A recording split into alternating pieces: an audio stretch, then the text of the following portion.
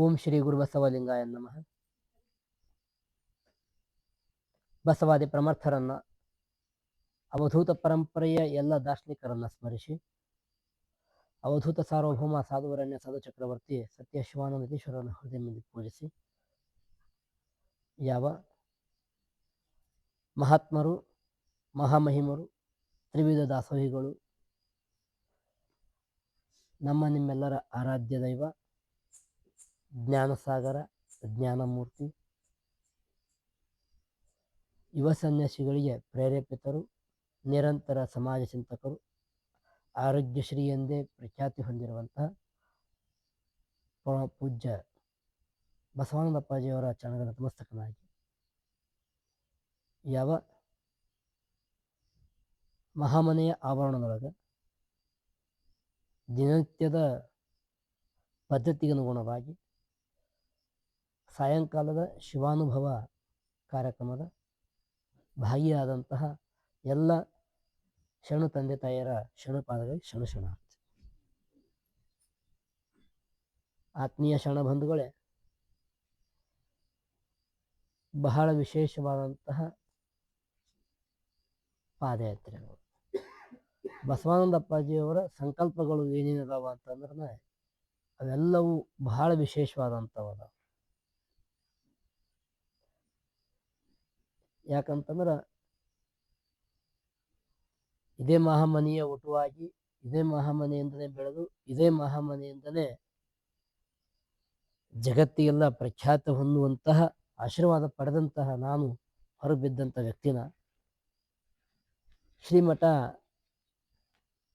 ಸಣ್ಣದಾಗಿಂದನೂ ಹಿಡ್ಕೊಂಡ ಭವ್ಯವಾಗಿ ಬೆಳೆದು ನಿಲ್ಲುವವರೆಗೂ ನಿರಂತರವಾಗಿ ನೋಡುತ್ತಾ ಬಂದಿರುವಂತಹ ವ್ಯಕ್ತಿ ನಾವು. ಯಾಕಂತಂದ್ರೆ ಇದೇ ಮಠದೊಳಗನ ಇಲ್ಲೇ ಆಡಿ ಬೆಳೆದು ಇಲ್ಲೇ ದೊಡ್ಡವರಾಗಿವೆ ಅಂತಂದ್ರೂ ಬಸವಾನಂದ ಅಪ್ಪಾಜಿಯವರ ಸಂಕಲ್ಪಗಳನ್ನು ನಮಗೆ ಊಹಿಸಬೇಕು ಮಾಡೋಕ್ಕಾಗಲಾರಂಥ ರೀತಿಯೊಳಗೆ ಬಹಳ ಸೂಕ್ಷ್ಮ ರೀತಿಯೊಳಗೆ ಸಂಕಲ್ಪಗಳನ್ನು ಹೊತ್ತು ನಿರಂತರವಾದಂತಹ ಭಕ್ತೋದ್ಧಾರಕ. ಯಾಕಂತಂದ್ರೆ ನಾವು ಈ ಸಮಾಜದೊಳಗೆ ನೋಡಾಕತ್ತೇವೆ, ಈಗ ಭಕ್ತೋದ್ಧಾರಕನೆಯನ್ನ ಯಾವ್ಯಾವ ಗುರುಗಳು ಹೆಂಗೆ ಮಾಡ್ತಾರ ಅನ್ನೋದು ನಿಮಗೆ ಗೊತ್ತೈತಿ. ಅವ್ರು ಹೆಂಗೆ ಉದ್ಧಾರ ಮಾಡ್ತಾರ ಅನ್ನೋದು ಗೊತ್ತಿಲ್ಲ ನಮಗೆ. ಆದ್ರೆ ಪೂಜ್ಯ ಅಪ್ಪಾಜಿಯವರು ಮಾತ್ರ ನಿರಂತರವಾಗಿ ಭಕ್ತರ ಉದ್ಧಾರಕ್ಕಾಗಿ, ಭಕ್ತರ ಉಳಿವಿಗಾಗಿ, ಭಕ್ತರ ಹಿತಕ್ಕಾಗಿ ಅವ್ರು ಯಾವತ್ತೂ ಭಕ್ತರು ಅಂತಂದೇ ಇಲ್ಲ. ಮಹಾಮನೆಗೆ ಬರುವಂಥವ್ರಿಗೆ ನಾವು ಮಹಾಮನೆ ಭಕ್ತರು ಅಂತ ನಾವು ಅಂದಿವ್ರು ಸದ್ಯಕ್ಕೆ ಅವ್ರು ಯಾವಾಗೂ ಮಹಾಮನೆ ಭಕ್ತರು ಅಂತಂದಿಲ್ಲ. ಅವರೆಲ್ಲರೂ ಮಹಾಮನೆ ಮಕ್ಕಳು ಅಂತಿದ್ರು. ಮಹಾಮನೆ ಮಕ್ಕಳನ್ನು ಯಾಕಂದ್ರೆ ಅಪ್ಪ ಬಸವಣ್ಣನವರು ಹಾಕಿಕೊಟ್ಟಂಥ ಪದ್ಧತಿಗನುಗುಣವಾಗಿ, ಯಾಕಂತಂದ್ರೆ ದಾಸೋಹ ಮನೆಗೆ ಮಹಾಮನೆ ಅಂತ ಹೆಸರಿಟ್ಟಿದ್ರಂಥವ್ರು. ಹಂಗನೇ ತಾವು ವಾಸಿಸಂಥ ಮನೆಗೆ ಮಹಾಮನೆ ಅಂತಿಟ್ಟಾಗ ಇಲ್ಲಿ ಎಲ್ಲರೂ ನಮ್ಮವರು ಅನ್ನೋಂಥ ಭಾವ ತಮ್ಮೊಳಗೂ ಬರಲಿ ಅನ್ನೋಂಥ ದೃಷ್ಟಿಕೋನ ಇಟ್ಟುಕೊಂಡ ಬಸವ ತತ್ವ, ಬಸವ ಪರಂಪರೆಯನ್ನ, ಬಸವಾದಿ ಪ್ರಮರ್ಥರು ಹಾಕಿಕೊಟ್ಟಂಥ ನಿಲುವನ್ನು ನಿಮ್ಮ ಜೀವನದೊಳಗೆ ಎಲ್ಲರೂ ಪಾಲಿಸಿಕೊಂಡ, ಎಲ್ಲರೂ ಸುಖಿಯಾಗಿ ಇರಬೇಕು ಅನ್ನುವಂಥ ಸದುದ್ದೇಶ ಇಟ್ಕೊಂಡು ಏನು ಮಹಾಮನೆ ಸ್ಥಾಪನೆ ಮಾಡಿ ಈ ಮಹಾಮನೆಯೊಳಗೆ ನಿರಂತರವಾಗಿ ತ್ರಿವಿಧ ದಾಸೋಹ ನಡೆಸ್ಕೊಂಡು ಹೊಂಟಾರ ಮಹಾಪೌರು. ನಿರಂತರವಾಗಿ ತ್ರಿವಿಧ ದಾಸೋಹ, ಒಂದಲ್ಲ ಎರಡಲ್ಲ. ಯಾಕಂತಂದ್ರೆ ಯಾರ್ಯಾರೋ ಏನೇನೋ ಮಾಡಿದ್ರು, ನಾವಿದ್ದಾಗೂ ಯಪ್ಪ ಒಂದು ಹಾಸ್ಟೆಲ್ ಮಾಡೋನು, ಒಂದು ಕಾಲೇಜ್ ಮಾಡೋನು, ಒಂದು ಏನೇನೋ ಮಾಡೋನು ಅಂತಂದಾಗ ಅವೆಲ್ಲ ಅಷ್ಟು ನಾವು ಬಿಸ್ನೆಸ್ ಮಾಡಕ್ಕೆ ಮಾಡ್ದಂಗೆ ಆಗ್ತೈತಿ, ನಾವು ದುಡ್ಡು ಮಾಡಕ್ಕೆ ಮಾಡ್ದಂಗೆ ಆಗ್ತೈತಿ. ನಾವು ದುಡ್ಡು ಮಾಡೋರಲ್ಲ, ನಾವು ಸಮಾಜಕ್ಕೆ ಏನು ಕೊಡಕ್ಕೆ ಬಂದೀವಿ ಅಂತಂದ್ರೆ ಜ್ಞಾನ ಬೋಧನೆಯನ್ನು ಮಾಡಕ್ಕೆ ಬಂದಂತಹ ಸನ್ಯಾಸಿಗಳು ನಾವು. ಸ್ವಾಮೀಜಿ ಅಂತ ಅನ್ಸ್ಕೊಂಡಂತ ಏನಪ್ಪ ಪರಂಪರೆ ಅಂದ್ರೆ ನಾವು ಜ್ಞಾನ ಬೋಧನೆ ಮಾಡಬೇಕು, ನೀನು ಕೂಡ ಅದನ್ನೇ ಪಾಲಿಸಬೇಕು ಅಂತ ಕಟ್ಟ ಆಜ್ಞೆಯನ್ನು ಒಡಿಸಿದ ನಮಗೆ. ಅಂತಹ ನಿಲುವಿನೊಳಗನೆ ಆಗು ಬಂದಂಥ ವಿಚಾರ. ಯಾಕಂತ ನೋಡದಂತೆ ನಡೆದಂಥ ಮಹಾತ್ಮರನ್ನ ನಾ ಸುಮಾರು ಒಂದು 22,000 ಜನ ಸ್ವಾಮೀಜಿಯರನ್ನು ನೋಡಿರಬಹುದು. ನನ್ನ 16 ವರ್ಷ ಸರ್ವಿಸ್ನೊಳಗೆ 22,000 ಜನ ಸ್ವಾಮೀಜಿಯರು ನೋಡಿದ್ರು ಅದರೊಳಗೆ ಈ ನಡೆದಂಥ ಮಹಾತ್ಮರು ಯಾರು ಅದಾರ ಅಂತಂದ್ರೆ ನಮ್ಮ ಬಸವಾನಂದ ಅಪ್ಪಾಜಿ ಒಬ್ಬರ ಅಂತ ಅನಿಸ್ತೈತೆ ನನಗೆ. ಅಂತಹ ಮಹಾತ್ಮರ ಇವತ್ತಿನ ದಿವಸ ಪಾದಯಾತ್ರೆ 33 ಅಲ್ರಕ್ಕ ನೋಡ್ರಿ, ಸೂಕ್ಷ್ಮ ವಿಚಾರ ಮಾಡ್ಬೇಕು. ಯಾಕಂತಂದ್ರೆ ಬಸವಣ್ಣಪ್ಪ ಸ್ಪಷ್ಟವಾಗಿ ಆರೋಗ್ಯವೇ ಜೀವನ ಅನ್ನುವಂಥ ಪುಸ್ತಕದಿಂದ ಪ್ರಭಾವ ಬೀರಿ ನಾವು ಒಬ್ಬನೇ ಸುಧಾರಣೆ ಆಗೋದು ಅವಶ್ಯಕತೆ ಇಲ್ಲ, ನಾವು ಒಬ್ಬನೇ ಆರಾಮಾಗೋದು ಅವಶ್ಯಕತೆ ಇಲ್ಲ, ಎಲ್ಲರೂ ಆರಾಮಿರ್ಬೇಕು, ಎಲ್ಲರೂ ಆರೋಗ್ಯವಂತರಾಗಬೇಕು, ಎಲ್ಲರೂ ಜ್ಞಾನವಂತರಾಗಬೇಕು ಅನ್ನುವಂಥ ಸದುದ್ದೇಶ ಇಟ್ಕೊಂಡ ಈ ಮಹಾಮನೆಯೊಳಗೆ ನಮ್ಮ ಈ ವೈದ್ಯ ಸಂಘನ ನಿಸರ್ಗೋಪಚಾರ ಕೇಂದ್ರವನ್ನು ತಯಾರು ಮಾಡಿ ಅದರ ಬೆನಿಫಿಟ್ ಇದು ಕೂಡ. ಈ ಪಾದಯಾತ್ರೆ ಅನ್ನುವಂಥದ್ದು ಏನೈತಿ ಅಂತಂದ್ರೆ ನಮ್ಮ ಕಡ್ಕೊಳ ಮಡ್ಯಾಳಪ್ಪನವ್ರು ಒಂದ್ ಕಡೆ ಹೇಳ್ತಾರೆ ಸ್ಪಷ್ಟವಾಗಿ. ಪಾದಯಾತ್ರೆ ಅನ್ನುವಂಥ ವಿಷಯಕ್ಕೆ ಬಂದಾಗ ಕಡ್ಕೊಳ ಮಡ್ಯಾಳಪ್ಪನವ್ರು ಸ್ಪಷ್ಟವಾಗಿ ಹೇಳ್ತಾರ, ಅಲ್ಲಿ ಹೊಂಟ ಇಲ್ಲಿ ಕೂತ ಅಲ್ಲಿ ನಿಂತ ಬಂದು ಹೊರತು ನಿಂತಿದಿ, ಶರೀರ ಕೆಡಿಸಿಕೊಂಡು ಹೊಂಟಿದಿ, 8 ದಿವಸಕ್ಕೊಮ್ಮೆ ಉಪವಾಸ ಮಾಡ, 15 ದಿವಸಕ್ಕೊಮ್ಮೆ ಹುಣ್ಮಿ ಅಮಾವಾಸ್ಯೆ ಹಿಡ್ಕೊಂಡು ಯಾತ್ರೆಯ ಮಾಡ ಅಂತ ಹೇಳ್ತಾರ. ಇದು ಸ್ಪಷ್ಟವಾಗಿ ಚಿನ್ಮಗೇರಿ ಗುಡ್ಡದ ಮಹಾಂತ ಒಲಿಬೇಕ ಅಂತಂದ್ರ ನೀ ಏನ್ ಮಾಡ್ಬೇಕು ಅಂತ ಸ್ಪಷ್ಟವಾಗಿ ನಿನ್ನ ಶರೀರವನ್ನು ನೀ ಹೆಂಗ ದಂಡಿಸ್ಬೇಕು ಅಂತಂದ್ರ ನಿನ್ನ ಶರೀರವನ್ನು ನೀನು ನಿಂದಲ್ಲ ಅಂತೇ ದಂಡಿಸ್ಬೇಕಂತ ಕಳ್ಕೊಂಡ್ ಮಾಡಿ ಆತ್ಮರು ಸ್ಪಷ್ಟವಾಗಿ ಹೇಳ್ತಾರ. ಯಾಕಂತಂದ್ರೆ ಇದೇ ವಿಚಾರಕ್ಕೆ ಅನುಗುಣವಾಗಿ ಸ್ಪಷ್ಟವಾಗಿ ನಾವು ಚಿಂತನೆ ಮಾಡಿದ್ದೇ ಆದ್ರ ನಾವ್ ಏನ್ ಮಾಡಾಕತ್ತೇವಿ ಅಂತಂದ್ರ ನಾವು ಎದುರಾಗ ಸಿಕ್ಕೇವಿ, ಜಂಜಾಟದೊಳಗೆ ಸಿಕ್ಕೇವಿ. ನಮಗ್ ಜಂಜಾಟ ಐತ್ರಿ, ನಿಮ್ಗೆ ಹಿಡ್ಕೊಂಡು ನಮಗೂ ಜಂಜಾಟ ಹತ್ತೈತಿ ಈಗ. ಯಾಕಂತಂದ್ರ ನಿಮಗೆ ಹೆಂಗ ಹೆಂಡತಿ ಮಕ್ಕಳ ಮನಿ ಹೊಲ ಗಳಿಸ್ಬೇಕು ಮಾಡ್ಬೇಕು ಮಟ್ಟಬೇಕು ಅನ್ನೋ ನಿಮ್ಗೆ ಹೆಂಗ ಜಂಜಾಟ ಹತ್ತೈತಿ, ಹಂಗ ನಾವು ಹೆಸರು ಮಾಡ್ಬೇಕು, ನಾವು ಗಳಿಸ್ಬೇಕು, ನಾವು ಒಂದು ಡಿಗ್ರಿ ಕಟ್ಬೇಕು, ಮಠ ನಾವು ಮಾಡ್ಬೇಕು, ದೊಡ್ಡ ಮಾಡ್ಬೇಕು ವಿಚಾರಕ್ಕೆ ನಾವು ಹತ್ತೇವಿ. ಹಿಂಗೆಲ್ಲ ಒಟ್ಟು ಎಲ್ಲರೂ ಏನಾಗ್ಬಿಟ್ಟಾರ ಅಂತಂದ್ರೆ ಜಂಜಾಟದ ಸಿಕ್ಕಾರ. ಈ ಜಂಜಾಟದ ಸಿಕ್ಕ ಒಮ್ಮೆ ನಿಮಗ್ ತಿಳಿಯುವಂಗ ಹೇಳ್ಬೇಕಂತಂದ್ರ ಒಮ್ಮೆ ಒಬ್ಬ ನಿಮ್ಮಂತ ಭಕ್ತ ಒಬ್ಬ ಈ ಶಿವನ ಗುಡಿ ಹೋಗಿದ್ನಂತ.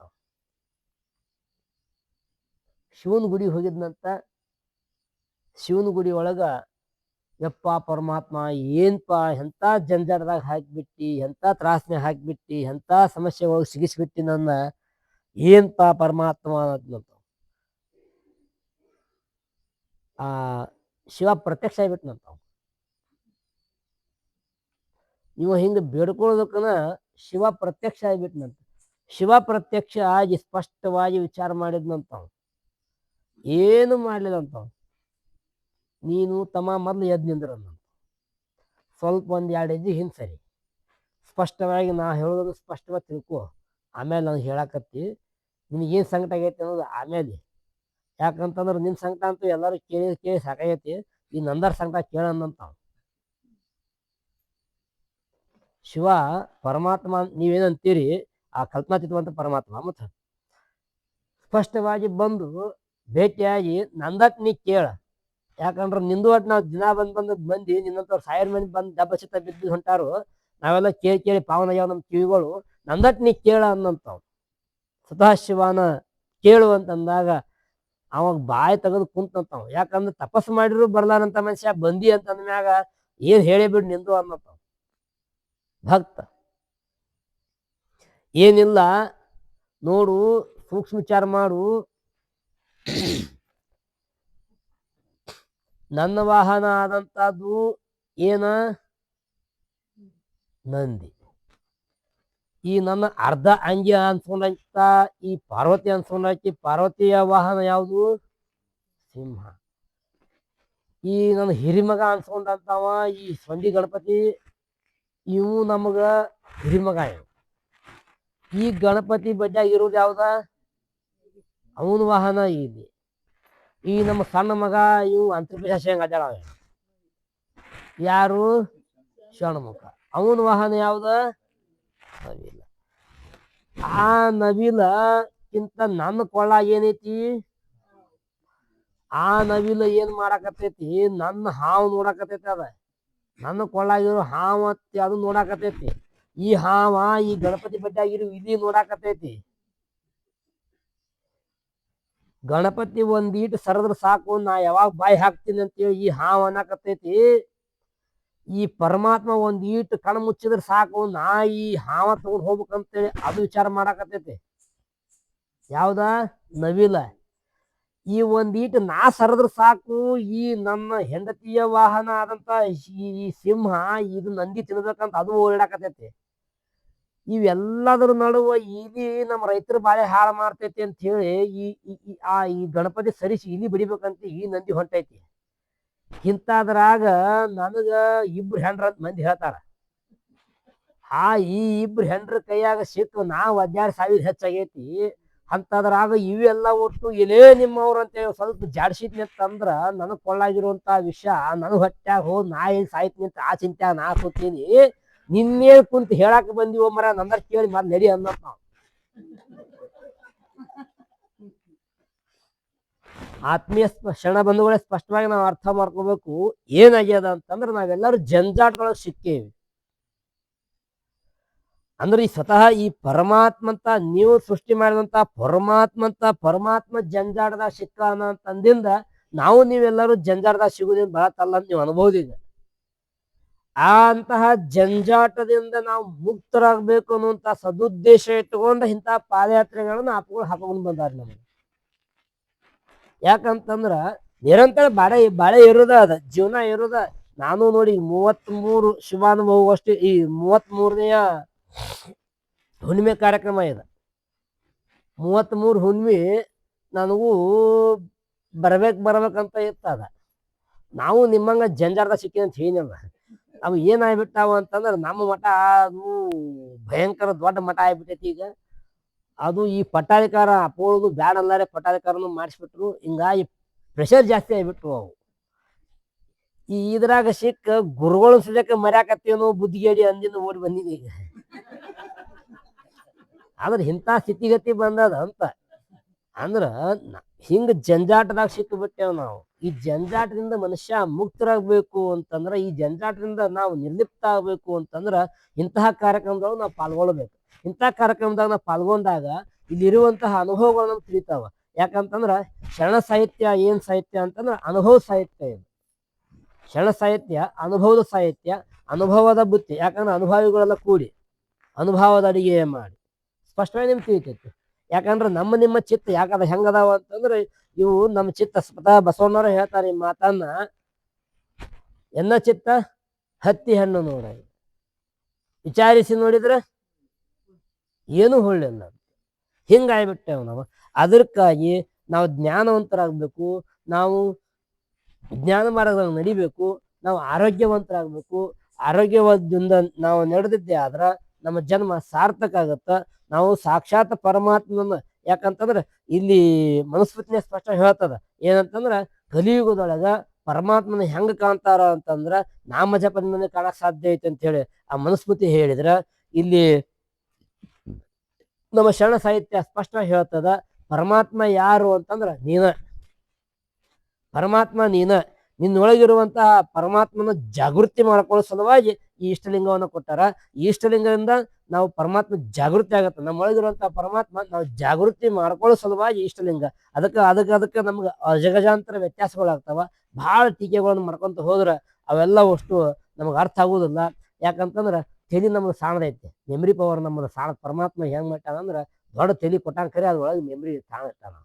ಭಾಳ ವಿಚಾರ ಮಾಡ್ಕೊಂತ ಹೋದ್ರ, ಭಾಳ ತಿಳ್ಕೊಂತ ಹೋದ್ರ ಅದು ಏನಾಗ್ಬಿಡ್ತೈತಿ ಅಂತಂದ್ರ ಆ ಮುಂದ ಅದು ಒಬ್ಬ ಹೆಣ್ಮಗಳ ಚಲೋ ರೇಷ್ಮೆ ಸೀರೆ ಹಾಡ್ಕೊಂಡ ಊರ್ ತುಂಬಾ ರಂಗೋಲಿ ಹಾಕ್ತೀನಿ ನೋಡ್ರಿ ಅಂತೇಳಿ ರಂಗೋಲಿ ಹಾಕೋತ ಹೊಂಟಿದ್ಲಂತಕ್ಕೆ. ಆ ಶೆರಗೆಲ್ಲ ಹಿಂದ್ ಬೆಳ್ಕೋತ ಹೊಂಟಿದಂತ.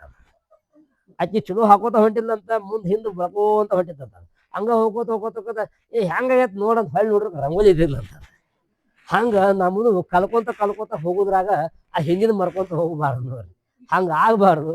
ಅದಕ್ಕಾಗಿ ಸ್ಪಷ್ಟವಾಗಿ ಈ ಏನು ನಮ್ಮ ಅಪ್ಪಾಜಿಯವ್ರು ಹಾಕಿಕೊಟ್ಟಂತ ಪದ್ಧತಿಗಳು ಬಹಳ ಸೂಕ್ಷ್ಮ ಅದಾವ.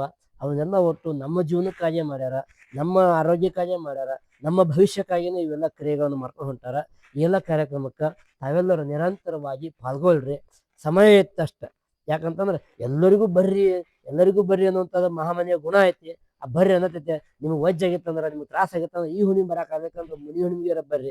ನಿರಂತರವಾಗಿ ಸಂಪರ್ಕದೊಳಗಿರಿ, ನಿರಂತರವಾಗಿ ಜ್ಞಾನ ಮಾರ್ಗದೊಳಗಿರಿ, ನಿರಂತರವಾಗಿ ಸದ್ಗುರುನಾಥನ ಚರಣದೊಳಗೆ ಇದ್ದದ್ದೇ ಆದ್ರೆ ನಿಮ್ಮ ಜನ್ಮ ಸಾರ್ಥಕ ಆಗುತ್ತೆ ಅಂತ ಹೇಳ್ತಾ, ಕಾರ್ಯಕ್ರಮ ನಿಷ್ಠೆ ಇರ್ರಿ, ಗುರುಮ್ಯ ಶ್ರದ್ಧೆ ಇರ್ರಿ, ಪರಮಾತ್ಮ ಭಕ್ತಿ ಇಟ್ಟು ನಡೆದಿದ್ದೆ ಆದ್ರೆ ನಮ್ಮ ಜನ್ಮ ಸಾರ್ಥಕ ಆಗುತ್ತೆ ಅಂತ ಹೇಳ್ತಾ ನನ್ನ ಮಾತುಗಳಿಗೆ ಚರಣಗಳಲ್ಲಿ ಅರ್ಪಣೆ ಮಾಡ್ತೀನಿ. ಜೈ ಭಾರತ ಮಾತಾ.